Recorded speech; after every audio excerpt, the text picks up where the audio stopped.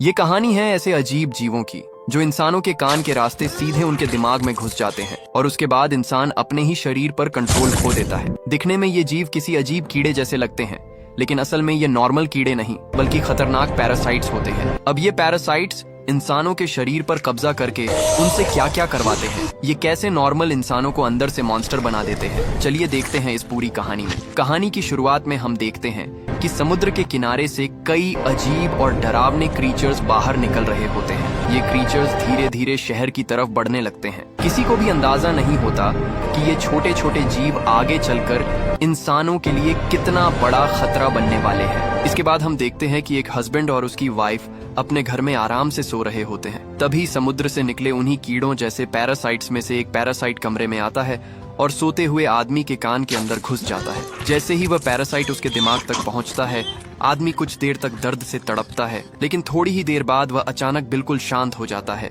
अब वह आदमी बाहर से पहले जैसा ही दिख रहा था, लेकिन अंदर से उसका ब्रेन पूरी तरह पैरासाइट के कंट्रोल में जा चुका था। इसके बाद हम एक स्कूल बॉय को देखते हैं जिसका नाम शिनिची है। शिनिची अपने कमरे में आराम से गाने सुन रहा होता है। तभी एक पैरासाइट उसके पास आता है और उसके कान के रास्ते शरीर में घुसने की कोशिश करता है, लेकिन शिनिची ने ईयरफोन्स लगा रखे होते हैं, इसीलिए वह पैरासाइट उसके कान में नहीं जा पाता। अब वह उसकी नाक के रास्ते अंदर घुसने की कोशिश करता है, लेकिन जैसे ही शिनिची उसे देखता है वह घबरा कर उसे दूर फेंक देता है। शिनिची डर के मारे एक किताब उठाता है और उस अजीब जीव को मारने की कोशिश करता है, लेकिन तभी वह पैरासाइट तेजी से उसके हाथ पर हमला करता है और उसके राइट हैंड के अंदर घुस जाता है। शिनिची बुरी तरह डर जाता है। वह तुरंत एक केबल से अपने हाथ को कसकर बांध देता है ताकि वह पैरासाइट उसके हाथ से आगे बॉडी में ना जा सके। शिनिची की चीख सुनकर उसकी माँ कमरे में आ जाती है। शिनिची घबराते हुए उन्हें बताता है कि उसके हाथ के अंदर कोई कीड़ा घुस गया है, लेकिन उसकी माँ को लगता है कि उसने कोई डरावना सपना देखा है। वह उसके पास आती है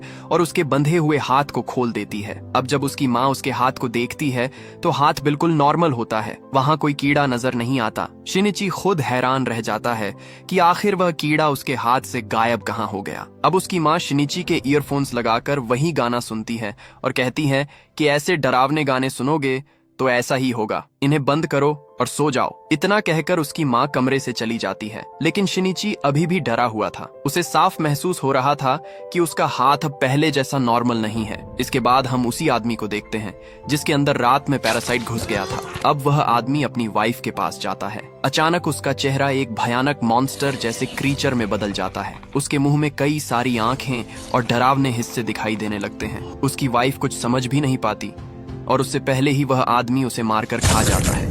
यानी वह आदमी अब पूरी तरह उस पैरासाइट के कंट्रोल में आ चुका था। इसके बाद हम फिर से शिनिची को देखते हैं जो अपनी दोस्त सातोमी के साथ स्कूल जा रहा होता है, लेकिन आज शिनिची का बिहेवियर थोड़ा अजीब था क्योंकि उसके राइट हैंड पर उसका कोई कंट्रोल नहीं था। चलते चलते उसका हाथ अचानक सातोमी को गलत जगह टच कर देता है। सातोमी को लगता है कि शिनिची ने जानबूझकर ऐसा किया है। वह गुस्सा होकर वहां से चली जाती है, लेकिन शिनिची खुद समझ नहीं पाता कि उसके हाथ ने ऐसा क्यों किया। फिर क्लास में पढ़ते समय उसकी इरेजर नीचे गिर जाती है। जैसे ही शिनिची उसे उठाने के लिए हाथ बढ़ाता है, उसका हाथ अचानक लंबा होकर इरेजर उठा लेता है। शिनिची यह देखकर पूरी तरह शॉक हो जाता है। इसके बाद बास्केटबॉल खेलते समय भी उसके साथ कुछ अजीब होता है। उसका राइट हैंड इतनी ताकत से बॉल फेंकता है कि बॉल सीधा रिंग में चली जाती है। अब शिनिची को यकीन हो जाता है कि उसके हाथ के साथ कुछ बहुत गलत हो रहा है। वह घर वापस आता है और इंटरनेट पर इस बारे में सर्च करने लगता है। तभी अचानक उसके राइट हैंड से एक छोटी सी आंख बाहर निकलती है, लेकिन जैसे ही शिनिची उसे देखता है वह आंख वापस अंदर चली जाती है। शिनिची डर के मारे अपने हाथ में कट लगाने की कोशिश करता है, लेकिन तभी उसका हाथ एक खतरनाक सांप जैसे क्रीचर में बदल जाता है और उसी को डराने लगता है। कुछ ही देर बाद वही हाथ एक छोटे अजीब क्रीचर का रूप ले लेता है। शिनिची उसे देखकर कांपने लगता है। तभी वह क्रीचर पहली बार बोलता है और कहता है, मैं फेल हो गया। शिनिची घबरा कर पूछता है, मेरे हाथ को क्या हो गया? तभी वह क्रीचर भी उल्टा उससे पूछता है, यह मेरे शरीर को क्या हो गया? अब शिनिची को समझ आ जाता है कि रात में जो चीज उसके शरीर में घुसी थी वह अभी भी जिंदा है। तभी वह अजीब क्रीचर शिनिची को बताता है कि उसने उसका राइट हैंड खा लिया है। यानी अब यह हाथ शिनिची का नहीं बल्कि उसी क्रीचर का है, लेकिन वह शिनिची की बॉडी से अलग होकर भी जिंदा नहीं रह सकता। अब शिनिची उससे पूछता है कि आखिर तू चाहता क्या है? तो वह क्रीचर कहता है कि उसे इंसानों की भाषा और बात करने का तरीका सीखना है। दूसरी तरफ हम उसी आदमी को देखते हैं जिसकी बॉडी पर पैरासाइट ने पूरी तरह कब्जा कर लिया था। अब वह पैरासाइट भी टीवी देखकर इंसानों की भाषा सीख रहा होता है और सबसे डरावनी बात यह थी कि उसने अपने ही होस्ट की वाइफ को मारकर खा लिया था। यानी ये पैरासाइट्स सिर्फ इंसानों के शरीर पर कब्जा नहीं कर रहे थे बल्कि इंसानों को अपना खाना भी बना रहे थे। अगली सुबह जब शिनिची सोकर उठता है तो वह देखता है कि उसके राइट हैंड वाला क्रीचर उसके लैपटॉप और बुक्स से इंसानों के बारे में इंफॉर्मेशन पढ़ रहा होता है। शिनिची उसे देखकर गुस्से में कहता है कि अब मैं हॉस्पिटल जाकर तुझे कटवा दूंगा, लेकिन वह क्रीचर बिना डरे कहता है कि अगर तुमने ऐसा किया तो तुम्हें अपना पूरा राइट हैंड कटवाना पड़ेगा, क्योंकि अब मैं तुम्हारे हाथ की सेल्स से पूरी तरह जुड़ चुका हूँ। इसके बाद वह पैरासाइट शिनिची को बताता है कि असल में वह उसके ब्रेन पर कब्जा करना चाहता था, लेकिन जब शिनिची ने केबल से अपना हाथ बांध दिया तो वह आगे नहीं बढ़ पाया और उसके राइट हैंड में ही फंस गया। अब शिनिची और वह पैरासाइट दोनों एक ही बॉडी में फंस चुके थे। वह क्रीचर साफ कहता है कि तुम मेरे बिना नॉर्मल नहीं रह सकते और मैं तुम्हारी बॉडी के बिना जिंदा नहीं रह सकता। अब शिनिची चाहकर भी उसे अलग नहीं कर सकता था। मजबूरी में वह उसके साथ रहने लगता है। वह क्रीचर शिनिची से कहता है कि उसे इंसानों के बारे में और ज्यादा सीखना है, इसलिए उसे स्कूल में बुक्स पढ़नी होंगी। स्कूल में वह स्टूडेंट्स को फाइटिंग प्रैक्टिस करते हुए भी देखता है और हैरानी की बात यह थी कि सिर्फ देखकर ही वह उनकी फाइटिंग स्किल्स समझने लगता है। अब वही क्रीचर अपना नाम रखता है मिगी। इसके बाद हम शिनिची को पेंटिंग क्लास में देखते हैं जहां वह अपनी पेंटिंग बना रहा होता है। तभी वहां सातोमी आती है। सातोमी अभी भी सुबह वाली हरकत से नाराज थी। वह शिनिची से कहती है कि अगर तूने दोबारा वैसा कुछ किया ना तो मैं तुझे छोड़ूंगी नहीं। शिनिची उसे समझाना चाहता था लेकिन वह कुछ भी नहीं बता पाता, क्योंकि अगर वह सच बताता तो सातोमी कभी उस पर यकीन नहीं करती। सातोमी उसकी पेंटिंग देखती है और फिर वहां से चली जाती है। अब धीरे धीरे शिनिची और मिगी के बीच एक अजीब सा रिश्ता बनने लगता है। एक रात जब शिनिची नहा रहा होता है तभी मिगी कहता है कि वह उसकी बॉडी को इन्वेस्टिगेट करना चाहता है। शिनिची पहले डर जाता है, लेकिन अब उसे समझ आने लगा था कि मिगी फिलहाल उसे नुकसान नहीं पहुंचाना चाहता, क्योंकि शिनिची जिंदा रहेगा तभी मिगी भी जिंदा रह पाएगा। लेकिन दूसरी तरफ शहर में हालात बहुत खराब होते जा रहे थे। कई पैरासाइट्स अलग अलग इंसानों की बॉडी पर कब्जा कर चुके थे। वे लोग आम इंसानों के बीच नॉर्मल बनकर रह रहे थे, लेकिन मौका मिलते ही इंसानों को मारकर खा जाते थे। धीरे धीरे शहर में लोगों के गायब होने और उनकी डरावनी लाशें मिलने की खबरें फैलने लगती हैं, लेकिन किसी को भी यह नहीं पता था कि असली कातिल कोई इंसान नहीं बल्कि इंसानों के शरीर में छुपे हुए पैरासाइट्स हैं। एक दिन मिग्गी को अचानक एहसास होता है कि आसपास उसके जैसा कोई और पैरासाइट मौजूद है। वह शिनिची को रास्ता बदलने के लिए कहता है और उसे एक शॉप के अंदर ले जाता है। वह शिनिची देखता है कि एक आदमी किसी नॉर्मल इंसान को मारकर खा रहा होता है। यह देखकर शिनिची बुरी तरह डर जाता है। तभी वह पैरासाइट भी शिनिची को महसूस कर लेता है। पहले उसे लगता है कि शिनिची भी उसकी तरह पूरी तरह पैरासाइट है, इसलिए वह उसे इंसान का मीट खाने के लिए ऑफर करता है। लेकिन कुछ ही देर बाद उसे समझ आ जाता है कि शिनिची का ब्रेन अभी भी इंसान का है और पैरासाइट सिर्फ उसके राइट हैंड में है। मिगी तुरंत शिनिची से कहता है कि यहाँ से भागो, अब ये तुम्हें मार देगा। शिनिची वहाँ से निकलने की कोशिश करता है, लेकिन डोर लॉक्ड होता है। तभी वह पैरासाइट शिनिची के पास आता है और अपना एक हाथ काटकर मिगी से कहता है कि तुम इस इंसान का हाथ छोड़कर मेरी बॉडी में आ जाओ। लेकिन मिगी ऐसा करने से मना कर देता है, क्योंकि अब वह शिनिची की बॉडी से जुड़ चुका था। अगर शिनिची मरता तो मिगी भी उसके साथ मर जाता। इसके बाद दोनों पैरासाइट्स के बीच फाइट शुरू हो जाती है। मिगी ने स्कूल में स्टूडेंट्स को फाइटिंग प्रैक्टिस करते हुए देखा था, इसलिए वह उन्हीं मूव्स का इस्तेमाल करता है। शिनिची भी डरते डरते उसका साथ देता है। आखिर में शिनिची और मिगी मिलकर उस पैरासाइट के हेड और बॉडी को अलग कर देते हैं और वह पैरासाइट वहीं मर जाता है। तभी उन्हें किसी के आने की आहट सुनाई देती है। शिनिची तुरंत पीछे के रास्ते से वहां से भाग जाता है। घर पहुंचने के बाद भी वह अपनी माँ को कुछ नहीं बता पाता, क्योंकि वह जानता था कि अगर उसने यह सच बताया तो कोई भी उस पर यकीन नहीं करेगा। इधर शहर में लगातार लोग गायब हो रहे थे और उनकी लाशें मिल रही थीं, लेकिन शिनिची के अलावा कोई नहीं जानता था कि यह सब पैरासाइट्स कर रहे हैं। शिनिची मिगी से कहता है कि तुम अपने जैसे पैरासाइट से कहो कि वे इंसानों को मारकर खाना बंद कर दें। लेकिन मिगी बहुत ठंडे दिमाग से जवाब देता है कि हमारा खाना इंसान है। जैसे तुम इंसान सब्जियां और जानवर खाते हो, वैसे ही पैरासाइट्स इंसानों को खाते हैं। मिगी की यह बात सुनकर शिनिची अंदर से हिल जाता है। मिगी शिनिची को साफ वार्निंग देता है कि अगर तुमने मुझे नुकसान पहुंचाने की कोशिश की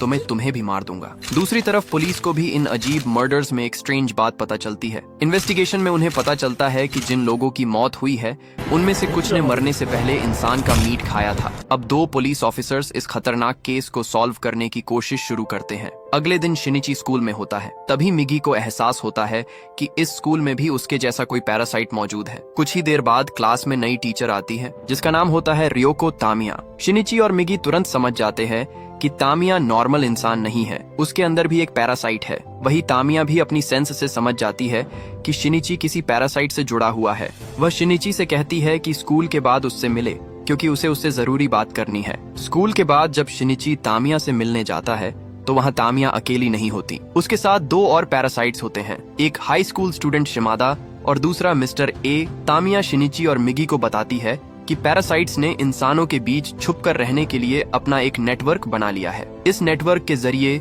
वे एक दूसरे को इन्फॉर्मेशन देते हैं ताकि इंसानों के बीच आसानी से सरवाइव कर सकें। तामिया चाहती थी कि शिनिची और मिगी भी उनके नेटवर्क में शामिल हो जाएं, लेकिन शिनिची साफ मना कर देता है। वह कहता है कि मैं तुम लोगों जैसा नहीं हूँ। तभी तामिया उसे अपने एक एक्सपेरिमेंट के बारे में बताती है। वह कहती है कि उसने मिस्टर ए के साथ मिलकर अपनी ह्यूमन बॉडी को प्रेग्नेंट कर लिया है ताकि वह जान सके कि दो पैरासाइट्स की होस्ट बॉडीज से पैदा होने वाला बच्चा आखिर कैसा होगा। मिगी तुरंत कहता है कि तुम दोनों ने ह्यूमन बॉडीज का इस्तेमाल किया है, इसलिए तुम्हारे अंदर जो बच्चा है वह नॉर्मल इंसानी बच्चा ही होगा। ये सुनकर तामिया सोच में पड़ जाती है। उसे पहली बार यह सवाल परेशान करने लगता है कि अगर उनके अंदर इंसान का बच्चा पल सकता है तो फिर पैरासाइट्स असल में है क्या। लेकिन फिर तामिया शिनिची को वार्निंग देती है। वह कहती है कि अगर तुम हमारे साथ नहीं जुड़ना चाहते तो मत जुड़ो, लेकिन हमारे खिलाफ जाने की कोशिश मत करना, क्योंकि अगर मैं चाहूँ तो कुछ ही सेकंड में पूरे स्कूल को खत्म कर सकती हूँ। ये सुनकर शिनिची समझ जाता है कि तामिया शांत दिखती जरूर है लेकिन वह बहुत डेंजरस है। इसके बाद तामिया, शिमादा और मिस्टर ए वहाँ से चले जाते हैं। तभी मिगी शिनिची से कहता है कि मिस्टर ए से सावधान रहना, वह मुझे ठीक नहीं लग रहा। इसके बाद हम मिस्टर ए और शिमादा को देखते हैं। दोनों एक सुनसान जगह पर इंसानों को मारकर खा रहे होते हैं। फिर ये दोनों तामिया के पास जाते हैं, लेकिन तामिया इन दोनों से अलग थी।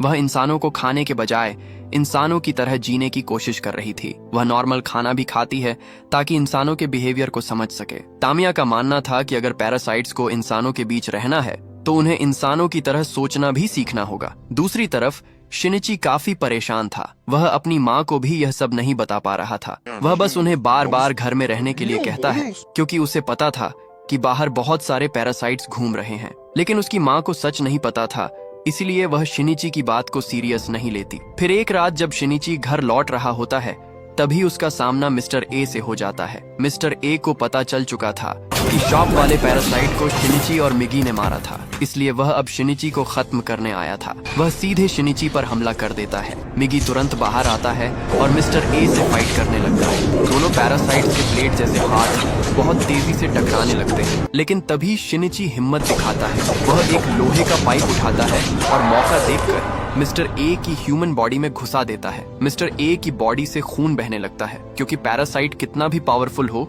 लेकिन अगर उसकी ह्यूमन बॉडी कमजोर पड़ जाए तो वह भी कमजोर हो जाता है। मिस्टर ए वहीं गिर जाता है और शिनिची किसी तरह बचकर अपने घर पहुंच जाता है। लेकिन मिस्टर ए अभी मरा नहीं था। उसकी बॉडी बहुत ज्यादा डैमेज हो चुकी थी और अब जिंदा रहने के लिए उसे एक नई बॉडी चाहिए थी। तभी उसी रास्ते से शिनिची की माँ गुजरती है। मिस्टर ए अपनी पुरानी बॉडी छोड़कर शिनिची की माँ की बॉडी पर कब्जा कर लेता है। कुछ देर बाद मिगी को एहसास होता है कि मिस्टर ए फिर से उनकी तरफ आ रहा है। वह शिनिची से कहता है कि सावधान रहो, वह अभी भी जिंदा है। शिनिची एक चाकू लेकर छुप जाता है। तभी दरवाजा खुलता है, लेकिन सामने मिस्टर ए नहीं बल्कि शिनिची की माँ खड़ी होती है। शिनिची उन्हें देखकर राहत महसूस करता है, लेकिन मिगी समझ जाता है कि यह उसकी असली माँ नहीं है। मिस्टर ए अब उसकी माँ की बॉडी में आ चुका था। मिगी शिनिची को वार्निंग देता है, लेकिन शिनिची के लिए अपनी माँ पर हमला करना नामुमकिन था। इसी हेजिटेशन का फायदा उठाकर पैरासाइट शिनिची पर हमला कर देता है। वह उसके सीने में गहरा वार करता है। शिनिची जमीन पर गिर जाता है। उसकी बॉडी में बड़ा घाव हो चुका था और अब उसकी जान खतरे में थी। इसके बाद वह पैरासाइट वहां से चला जाता है। शिनिची मरने ही वाला था, तभी मिगी उसे बचाने के लिए अपनी कुछ सेल्स उसकी बॉडी में भेज देता है। वह शिनिची के डैमेज्ड हार्ट को रिपेयर करने लगता है। कुछ दिन बाद शिनिची होश में आता है। मिगी उसे बताता है कि उसका हार्ट पूरी तरह डैमेज हो चुका था। उसे बचाने के लिए मिगी को अपनी सेल्स उसकी बॉडी में फैलानी पड़ी, जिससे उसका हार्ट ठीक हो गया और उसकी जान बच गई। लेकिन शिनिची खुश नहीं होता, क्योंकि जिस माँ ने उसे बचपन से पाला था उसी माँ की बॉडी पर अब एक पैरासाइट का कब्जा था और वह चाहकर भी उन्हें बचा नहीं पाया। शिनिची टूट जाता है और खूब रोता है। अगले दिन रास्ते में उसे सातोमी मिलती है। सातोमी उससे बात करने की कोशिश करती है, लेकिन शिनिची अब पहले जैसा नहीं रहा था। उसका बिहेवियर बदलने लगा था। वह सातोमी को इग्नोर करता है और सीधा तामिया के पास पहुंच जाता है। शिनिची गुस्से में उससे पूछता है कि मिस्टर ए कहाँ है। तामिया कहती है कि मिस्टर ए तो मर चुका है, लेकिन शिनिची बताता है कि मिस्टर ए ने उसकी माँ की बॉडी पर कब्जा कर लिया है। तामिया उसे कुछ भी बताने से मना कर देती है। वह शिनिची को देखकर कहती है कि अब तुम पहले जैसे नहीं रहे। मिगी की सेल्स तुम्हारी बॉडी में फैल चुकी है और इसी वजह से तुम्हारे अंदर बदलाव शुरू हो चुका है। गुस्से में शिनिची तामिया की तरफ चाकू फेंकता है, लेकिन तामिया आसानी से उसे पकड़ लेती है। वह चाहती तो शिनिची को मार सकती थी, लेकिन वह ऐसा नहीं करती। वह बस उसे वार्निंग देकर वहां से चली जाती है। दूसरी तरफ पुलिस को मिस्टर ए की पुरानी बॉडी मिलती है। इन्वेस्टिगेशन में ऑफिसर्स को पता चलता है कि शॉप वाले केस और इस बॉडी का कनेक्शन एक ही किलर से है। लेकिन सबसे अजीब बात यह थी कि दोनों केसेस में ह्यूमन मीट के निशान मिले थे। अब पुलिस भी सोच में पड़ जाती है कि कहीं शहर में फैली हुई पैरासाइट वाली अफवाह सच तो नहीं है, लेकिन पुलिस के पास अभी तक कोई सॉलिड प्रूफ नहीं था, इसलिए वे इसे सिर्फ एक अफवाह मान रहे थे। वहीं दूसरी तरफ शिनिची हर जगह अपनी माँ को ढूंढ रहा था। एक दिन वह एक पब्लिक जगह पर पहुंचता है जहां एक पॉलिटिशियन लोगों के बीच इलेक्शन कैंपेन कर रहा होता है। तभी मिगी को एहसास होता है कि वह पॉलिटिशियन भी नॉर्मल इंसान नहीं है, उसके अंदर भी एक पैरासाइट है। और हैरानी की बात यह थी कि वहाँ सिर्फ वही पॉलिटिशियन नहीं, बल्कि आसपास और भी कई पैरासाइट्स मौजूद थे। अब शिनिची और मिगी समझ जाते हैं कि पैरासाइट्स सिर्फ आम इंसानों के बीच नहीं छुपे हैं, बल्कि पॉलिटिक्स में भी घुस चुके हैं। मिगी यह देखकर खुश होता है, क्योंकि उसे लगता है कि अगर पैरासाइट्स इसी तरह आगे बढ़ते रहे तो एक दिन वे पूरी दुनिया पर कब्जा कर सकते हैं। कुछ समय बाद वही दोनों पुलिस ऑफिसर्स शिनिची के घर आते हैं और उससे कुछ सवाल पूछते हैं। इन्वेस्टिगेशन में कुछ लिंक्स शिनिची तक पहुंच रहे थे, इसलिए ऑफिसर्स को उस पर थोड़ा शक था, लेकिन शिनिची बहुत संभल कर जवाब देता है और अपनी सच्चाई छुपा लेता है। ऑफिसर्स को उस पर शक तो होता है, लेकिन उनके पास प्रूफ नहीं होता, इसलिए वे वहां से चले जाते हैं। कुछ दिनों बाद शिनिची फिर से स्कूल जाता है। तभी वहां वही लड़का आता है, शिमादा। तामिया ने शिमादा का ट्रांसफर उसी स्कूल में करवा दिया था ताकि वह शिनिची पर नजर रख सके। शिमादा सबके सामने ऐसे बिहेव करता है जैसे वह शिनिची से पहली बार मिल रहा हो। तामिया भी दूर से ये सब देख रही होती है। दरअसल तामिया और शिमादा को पता चल चुका था कि जब से मिगी ने अपनी सेल्स से शिनिची की जान बचाई है, तब से शिनिची की बॉडी में बदलाव आने लगे हैं। दूसरी तरफ मिगी को भी अपने अंदर कुछ बदलाव महसूस होते हैं। वह शिनिची से कहता है कि तुम्हें बचाने के बाद मेरी कंडीशन भी बदल गई है। अब मुझे रोज कुछ घंटों के लिए सोना पड़ेगा और जब मैं सो रहा होऊंगा तब मैं तुम्हारी कोई मदद नहीं कर पाऊंगा। इतना कहकर मिगी तुरंत सो जाता है। शिनिची उसे जगाने की कोशिश करता है, लेकिन मिगी कोई रिस्पॉन्स नहीं करता। अब शिनिची के लिए सबसे बड़ा खतरा यही था कि अगर मिगी के सोते समय कोई पैरासाइट उस पर हमला कर दे तो वह अकेला पड़ जाएगा। दूसरी तरफ पुलिस भी पैरासाइट्स को पहचानने का तरीका ढूंढ रही थी। इन्वेस्टिगेशन में उन्हें पता चलता है कि अगर किसी इंसान की बॉडी में पैरासाइट हो तो उसके सिर का बाल तोड़ने पर वह बाल अजीब तरह से कर्ल हो जाता है। इसी बात को चेक करने के लिए सीनियर ऑफिसर अपने जूनियर ऑफिसर का एक बाल तोड़ता है, लेकिन वह बाल नॉर्मल रहता है। इससे वह समझ जाता है कि उसका जूनियर पैरासाइट नहीं है। अब पुलिस के पास पहली बार पैरासाइट्स को पहचानने का एक पॉसिबल तरीका आ चुका था, लेकिन तामिया भी अपने पैरासाइट नेटवर्क की मदद से यह जान जाती है कि इंसानों को पैरासाइट्स पहचानने का तरीका मिल चुका है। इसके बाद हम फिर से शिनिची को देखते हैं। वह सातोमी से मिलता है। सातोमी जानती थी कि शिनिची अब अकेला है, इसलिए वह उससे कहती है कि आज वह उसके लिए डिनर बनाएगी। शिनिची पहले थोड़ा चुप रहता है, लेकिन फिर उसके साथ जाने के लिए मान जाता है। अब दोनों डिनर के लिए शॉपिंग करने निकलते हैं। रास्ते में उन्हें सड़क पर एक छोटा पपी पड़ा हुआ मिलता है। वह पपी मर चुका होता है। सातोमी उस मरे हुए पपी को देखकर इमोशनल हो जाती है, लेकिन शिनिची बिना किसी इमोशन के उसे उठाकर साइड में फेंक देता है। सातोमी हैरान होकर उससे पूछती है कि तुम ये क्या कर रहे हो। शिनिची बहुत ठंडे दिमाग से कहता है कि अब इसमें कुछ नहीं बचा, ये सिर्फ हड्डियां और मांस है। ये सुनकर सातोमी अंदर से हिल जाती है। सातोमी दुखी होकर वहां से चली जाती है, लेकिन डरावनी बात यह थी कि शिनिची को इससे कोई फर्क ही नहीं पड़ता। दूसरी तरफ स्कूल का प्रिंसिपल जब तामिया को प्रेग्नेंट देखता है तो हैरान रह जाता है, क्योंकि तामिया अनमैरिड थी। स्कूल स्टाफ उसे गलत समझने लगता है और जॉब से निकालने की बात करने लगता है, लेकिन तामिया तो असल में पैरासाइट थी। उसके लिए इंसानों के इमोशंस और सोसाइटी के रूल्स कोई मायने नहीं रखते थे। वह अपने पेरेंट्स के पास जाती है और उन्हें मार देती है। इसके बाद वह एक दूसरे पैरासाइट को कॉल करके कहती है कि तुम्हारे खाने का इंतजाम हो गया है, आकर बॉडीज ले जाओ। अब तामिया स्कूल छोड़ने का फैसला करती है। अगले दिन वह स्टाफ रूम में अपना सामान पैक कर रही होती है। तभी शिनिची उसके पास आता है और उससे बात करने लगता है। उसी समय सातोमी पेंटिंग क्लास में जाती है। वहाँ कई लड़कियां मिलकर शिमादा की पेंटिंग बना रही होती हैं। तभी एक लड़की मजाक मजाक में शिमादा का एक बाल तोड़ देती है, लेकिन जैसे ही वह बाल उसके हाथ में आता है वह अजीब तरह से मुड़ने लगता है। यह देखकर सभी लड़कियां डर जाती हैं। शिमादा भी समझ जाता है कि उसका राज खुल चुका है और फिर वह अपना असली मॉन्स्टर रूप दिखा देता है। उसका सिर भयानक क्रीचर जैसे शेप में बदल जाता है। ये देखकर सारी लड़कियां चीखने लगती हैं। शिमादा उन पर हमला कर देता है। लड़कियों की चीख सुनकर शिनिची तुरंत उन्हें बचाने के लिए दौड़ता है। तामिया भी समझ जाती है कि शिमादा कंट्रोल खो चुका है और अब सबके सामने उसका सच आ गया है। उधर पेंटिंग रूम में सातोमी हिम्मत दिखाती है। वह एक केमिकल उठाकर शिमादा के सेंटर पार्ट पर फेंक देती है। केमिकल लगते ही शिमादा जलने लगता है, लेकिन मरने के बजाय वह और ज्यादा बेकाबू हो जाता है। अब वह इधर उधर अंधाधुंध हमला करने लगता है। लड़कियां अपनी जान बचाकर भागने की कोशिश करती हैं। इसी अफरा तफरी में सातोमी की एक दोस्त मारी जाती है। जब तक शिनिची वहां पहुंचता है कई लड़कियां मर चुकी होती हैं। शिनिची ये सब देखकर अंदर से हिल जाता है, लेकिन फिर खुद को संभालता है और सातोमी को बचाने के लिए आगे बढ़ता है। सातोमी शिमादा से बचकर भाग रही होती है। शिमादा का रूप इतना डरावना था कि वह किसी डीमन जैसा लग रहा था। शिनिची आगे आता है और उससे फाइट करने लगता है। तभी तामिया भी वहां आ जाती है। वह शिमादा को शांत होने के लिए कहती है, लेकिन अब शिमादा किसी की बात सुनने की हालत में नहीं था। तामिया समझ जाती है कि यह मामला अब कंट्रोल से बाहर जा चुका है, इसलिए वह वहां एक एक्सप्लोजिव फेंकती है और खुद वहां से चली जाती है। शिनिची एक्सप्लोजिव देखते ही सातोमी को लेकर नीचे कूद जाता है और अगले ही पल वहां जोरदार धमाका होता है। कुछ देर बाद स्कूल में पुलिस और एम्बुलेंस पहुंच जाती है। सातोमी घायल हो चुकी थी, इसलिए उसे हॉस्पिटल ले जाया जाता है। उधर पुलिस ऑफिसर्स ऊपर जाते हैं, लेकिन शिमादा अभी भी जिंदा था। वह अचानक उन ऑफिसर्स पर हमला करता है और उन्हें मार देता है। इसके बाद शिमादा स्कूल की छत पर चला जाता है। मिगी शिनिची को बताता है कि शिमादा अभी भी जिंदा है। अब शिनिची तुरंत सामने वाली बिल्डिंग पर जाता है और वहां से एक लोहे की रॉड उठा लेता है। मिगी अपने हाथ को धनुष जैसा बना देता है और शिनिची उस रॉड को एरो की तरह शिमादा की तरफ फेंकता है। रॉड सीधा शिमादा के वीक पॉइंट में जाकर लगती है और इस बार शिमादा पूरी तरह खत्म हो जाता है। शिमादा को मारने के बाद शिनिची वहां से जाने लगता है।